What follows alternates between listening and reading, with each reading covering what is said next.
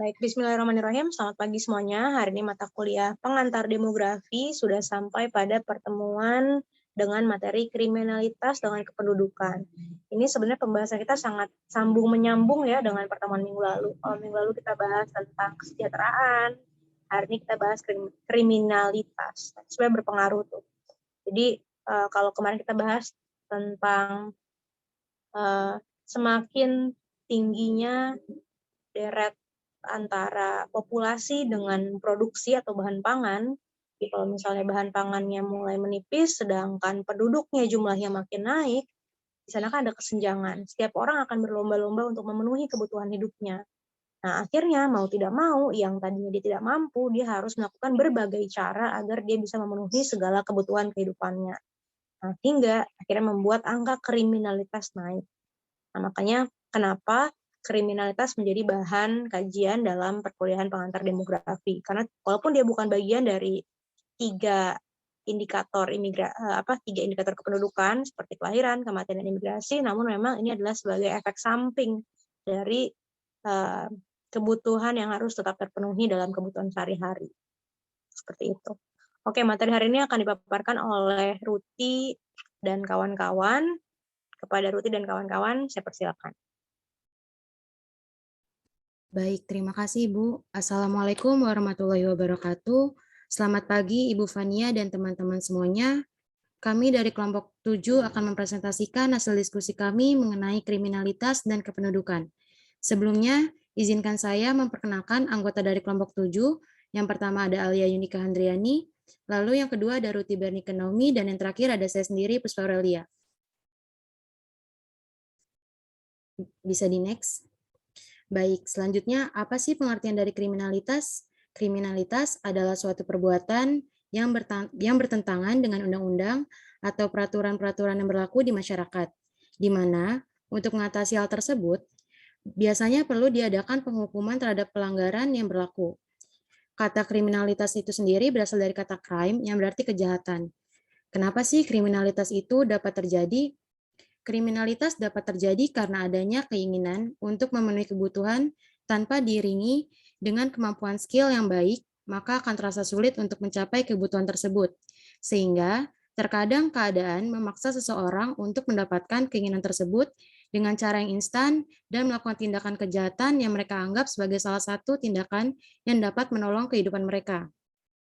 Nah, menurut Hardianto pada tahun 2009, kejahatan timbul karena dilatar belakangi oleh masalah ekonomi seperti pendapatan yang rendah.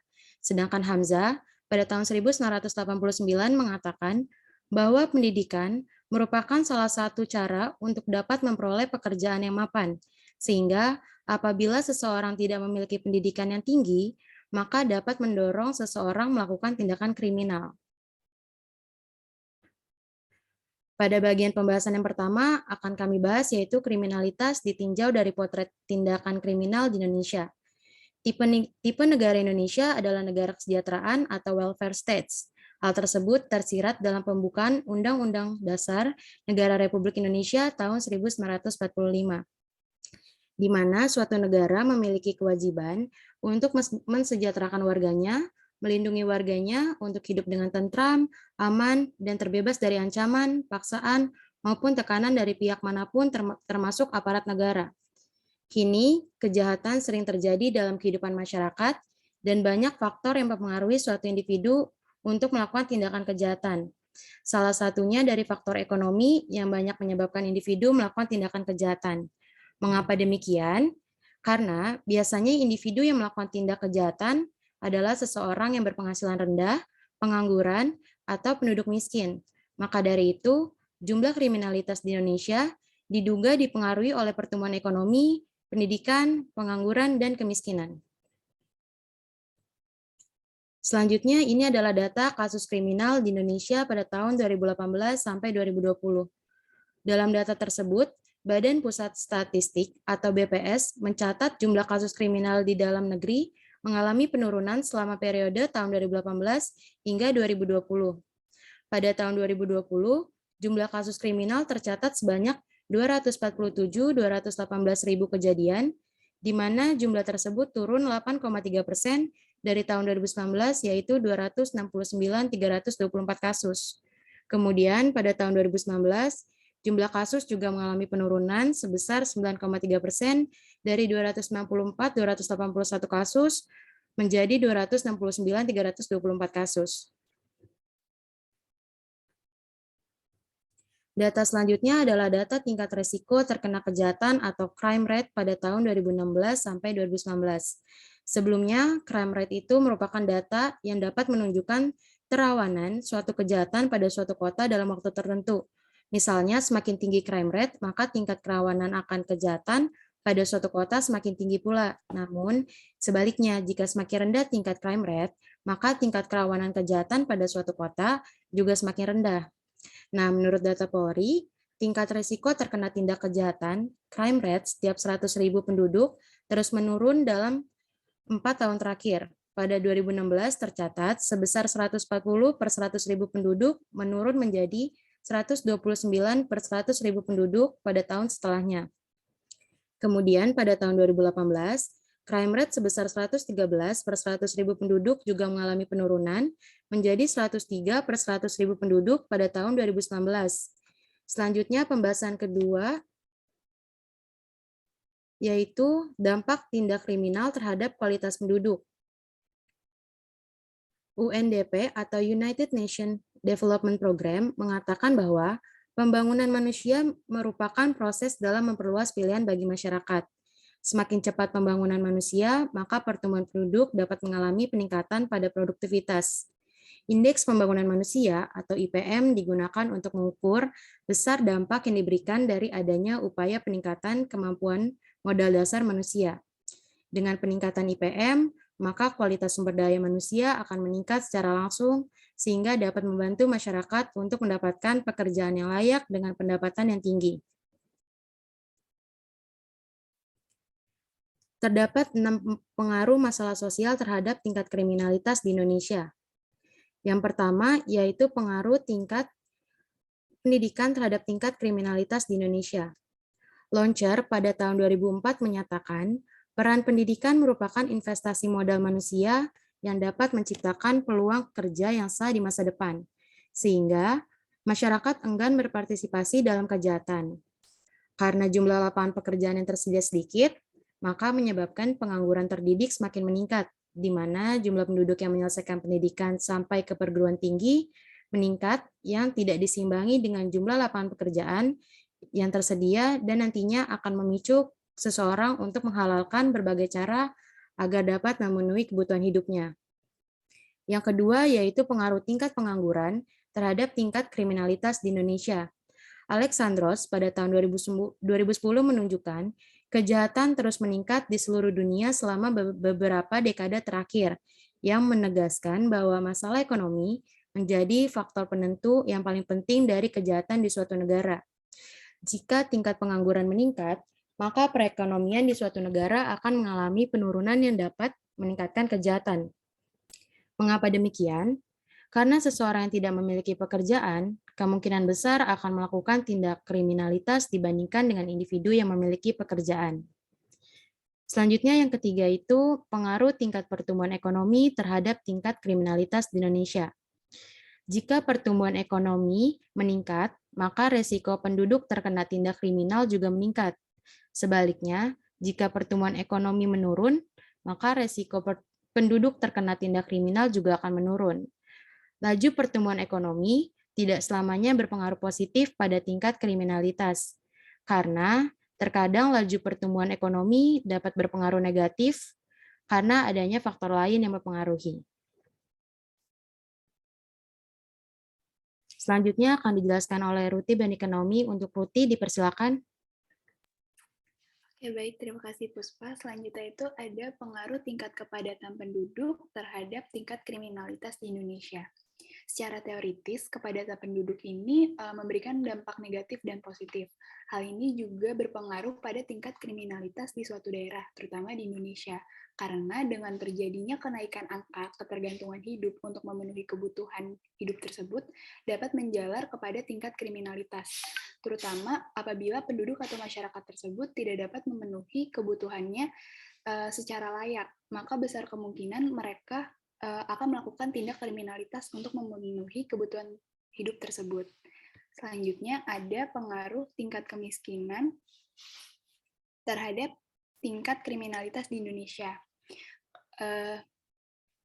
Semakin menurunnya jumlah penduduk miskin, maka akan mengurangi tingkat kriminalitas di Indonesia. Selain itu, hal ini juga dapat menyebabkan kenaikan perekonomian, yaitu kondisi ketika masyarakat sudah mampu memenuhi kebutuhan hidupnya dengan tidak melakukan tindak kriminalitas. Contoh dari tindak kriminalitas itu seperti begal, pencopetan, dan pencurian. Yang terakhir, yaitu pengaruh tingkat ketimpangan pendapatan terhadap tingkat kriminalitas. Ketimpangan pendapatan juga dapat terjadi karena adanya ketidaksejahteraan pendapatan antara wilayah, diskriminasi ekonomi dalam wilayah-wilayah politik, serta kemiskinan terhadap tindak kriminalitas atau kekerasan dalam kehidupan masyarakat. Pada tahun 2014, menurut Kang, dia mengatakan bahwa tingkat ketimpangan penduduk dapat berpengaruh positif terhadap kriminalitas. Artinya, apabila ketimpangan pendapatan di suatu wilayah meningkat, maka ada kemungkinan jumlah kriminalitas di wilayah tersebut juga mengalami peningkatan.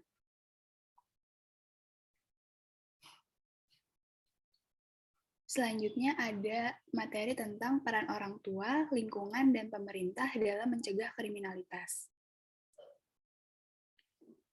Yang pertama itu ada peran orang tua atau keluarga. Dari peran orang tua atau keluarga ini terdiri dari 4 peran, yaitu modeling, mentoring, organizing, dan teaching. Untuk modeling ini, orang tua berperan sebagai contoh bagi anaknya. Jadi, cara berpikir dan cara berperilaku anak akan dibentuk oleh cara berpikir dan cara berperilakunya orang tua. Karena secara tidak sadar, anak akan meniru atau mengikuti sikap, perilaku, dan kebiasaan dari orang tuanya sendiri. Yang kedua itu ada peran sebagai orang tua sebagai mentoring. Hal ini ditinjau dari kemampuan untuk menjalin dan membangun ikatan emosional dengan anak. Ketika anak merasa aman dan nyaman, maka hal ini akan mendorong anak bersikap terbuka dan percaya kepada orang tuanya. Lalu yang ketiga itu ada organizing, yaitu adanya kerjasama dan saling mendukung antara anggota keluarga untuk memenuhi dan menyelesaikan tugas rumah tangga. Lalu yang terakhir itu ada teaching, yaitu peran orang tua untuk mengajarkan tentang hukum dasar atau kompetensi dasar pada diri anak tentang apa yang harus mereka kerjakan dan alasan mengapa mereka harus mengerjakan suatu hal tersebut. Selanjutnya ada peran lingkungan. Dari peran lingkungan ini terdiri dari 2 hal, yaitu memotivasi dan memberikan bimbingan. Memotivasi itu bisa dilakukan dengan melakukan berbagai kegiatan kelompok sebagai sarana untuk mengembangkan sikap kebersamaan. Yang kedua itu memberikan bimbingan, membimbing dan memberi kesempatan pada anak untuk berprestasi melalui berbagai kegiatan kurikuler ataupun ekstrakurikuler. Yang terakhir itu ada peran pemerintah. Peran pemerintah ini terdiri dari 4 hal. Yang pertama itu melakukan sosialisasi kepada masyarakat mengenai pentingnya hukum untuk dipatuhi.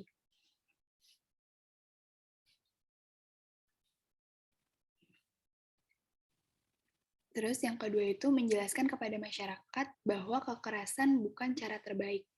Dan yang ketiga itu menumbuhkan kepercayaan masyarakat terhadap aparat penegak hukum.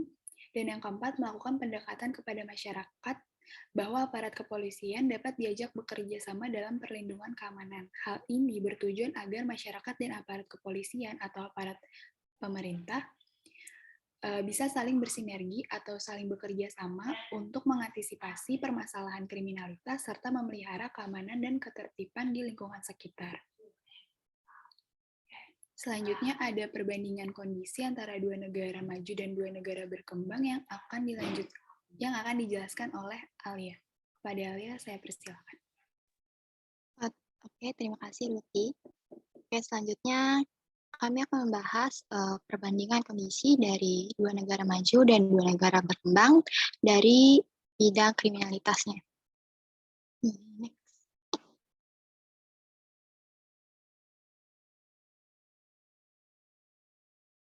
Oke, untuk negara maju, kami mengambil negara Jepang dan Amerika, dan negara berkembang, kita mengambil negara di mana tempat kita tinggal, yaitu Indonesia dan Filipina. Oke, kita bahas dari segi negara maju dulu ya. Oke, dari negara Jepang, seperti yang kita tahu, negara Jepang itu terlihat aman dan memiliki tingkat kriminalitas yang rendah. Namun, tidak dipungkiri juga bahwa negara Jepang itu memiliki tingkat kriminalitas. Kayak misalnya, tapi dipengaruhi bukan dari latar belakang ekonomi, akan tetapi dari segi kepuasan atau balas dendam dari pelakunya. Nah, kenapa sih negara Jepang itu tingkat kriminalitasnya rendah? Nah, dari budaya Jepang sendiri itu sudah cukup baik untuk memberikan mindset kepada masyarakat Jepang supaya tidak melakukan tindakan yang tidak baik. Dan juga di Jepang itu diberikan edukasi kepada masyarakatnya supaya tidak melakukan kekerasan kepada individu-individu lainnya.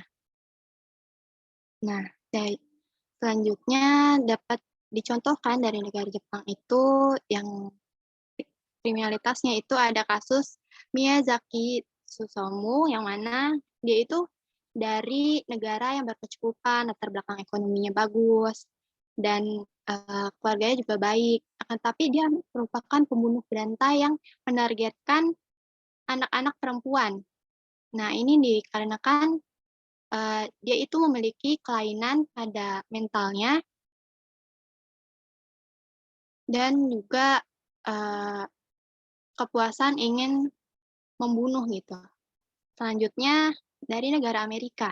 Amerika sendiri juga merupakan negara superpower yang dari segi teknologi, ekonomi juga sudah baik, persebaran penduduknya juga merata, rata-rata orangnya juga tingkat penganggurannya rendah. Nah, tapi dia juga memiliki tingkat kriminalitas bukan dari segi latar belakang ekonomi, tapi dari segi faktor permasalahan ras. Kayak yang kita tahu kan dari dulu Amerika itu memiliki antara ras kulit putih sama ras kulit hitam itu kan kayak bertolak belakang itu kan, ribut mulu. Nah, itu yang memicu kriminalitas di Amerika. Nah, kenapa jarang terjadi perampokan di negara Amerika, yang mana rumah-rumah di sana itu kayak banyak kan mobil parkir sembarangan atau rumahnya yang tidak berpagar. Nah, untuk dari segi sistem mobil sendiri, Amerika itu sudah canggih karena kalau misalnya kita mencuri mobil di Amerika, itu ke pihak berwenang itu dapat menemukan kita karena dari plat nomornya sendiri sudah dimasukkan ke sistem yang terlacak. Jadi memudahkan mereka untuk menemukan pelaku pencurian. Oke, kita lanjut ke negara berkembang, yaitu Indonesia.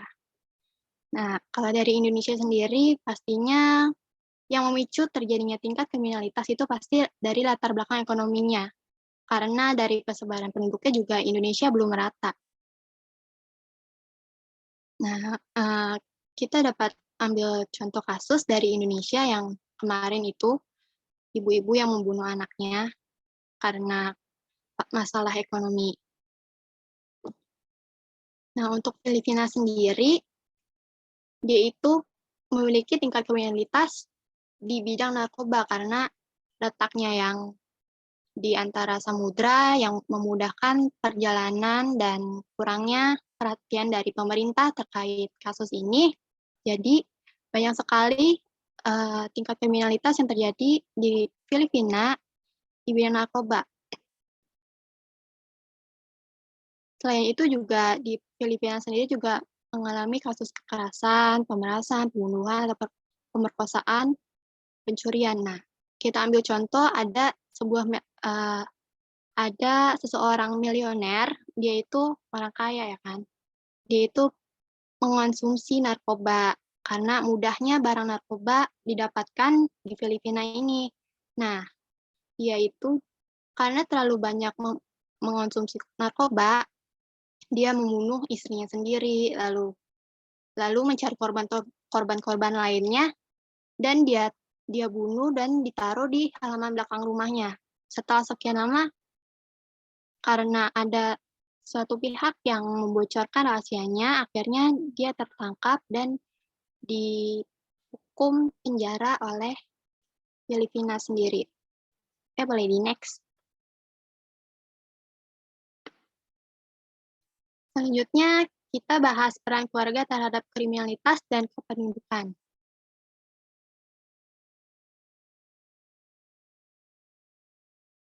Nah, kita bahas dari segi menurut para ahli dulu ya.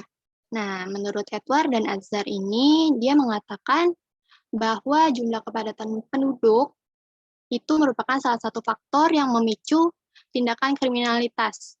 Karena daerah dengan penduduk yang padat itu cenderung mengalami permasalahan ekonomi, kesejahteraan, kebutuhan pangan, serta kurangnya tingkat keamanan yang berujung pada tindakan kriminalitas. Nah, untuk ahli selanjutnya, Kristiani pada tahun 2014, dia itu menyebutkan bahwasannya ledakan penduduk yang cepat dapat menyebabkan dampak buruk bagi kehidupan masyarakat, terutama dalam bidang sosial dan ekonomi. Lanjut untuk ahli berikutnya, Fajri dan Rizky pada tahun 2019, yang mengatakan bahwasannya kepadatan penduduk yang tinggi dapat menghambat usaha peningkatan kualitas penduduknya. Nah, kenapa sih dari tadi kita membahas menurut para ahli? Nah, karena dari pembahasan para ahli tersebut dapat dipaparkan terdapat hubungan antara tingginya angka kriminalitas dengan jumlah kepadatan penduduk, yang mana salah satu upaya yang dapat dilakukan untuk menekan laju pertumbuhan yaitu dengan membatasi angka kelahiran. Seperti di judul tadi, adalah peran keluarga. Maka dalam hal ini, keluarga itu jadi memiliki peran kan untuk mengendalikan populasi, yaitu dengan menggunakan program keluarga berencana. Dari tujuan program berencana sendiri, ini bukan lagi sekedar menekan angka kelahiran, namun juga untuk meningkatkan standar kelayakan hidup dan kesejahteraan keluarga, serta meningkatkan produktivitas pada suatu wilayah, dan juga melestarikan sumber daya manusia yang baik. Nah, dalam peran keluarga juga dalam mencegah kriminalitas, itu adalah dengan menciptakan sumber daya manusia yang berkualitas. Hal ini bisa dimulai dengan memberikan gizi anak yang cukup, memenuhi kebutuhan perkembangan anaknya, serta memberikan pendidikan yang berkualitas untuk anaknya. Nah, dari sumber daya yang baik juga akan menyiapkan nih tenaga kerja yang berkualitas untuk negara. Sehingga karena kemampuan dari masyarakatnya baik dan mindset dari masyarakatnya baik itu, angka kriminalitas juga akan menurun. Dan juga menurunkan tingkat kemiskinan pada suatu wilayah tersebut.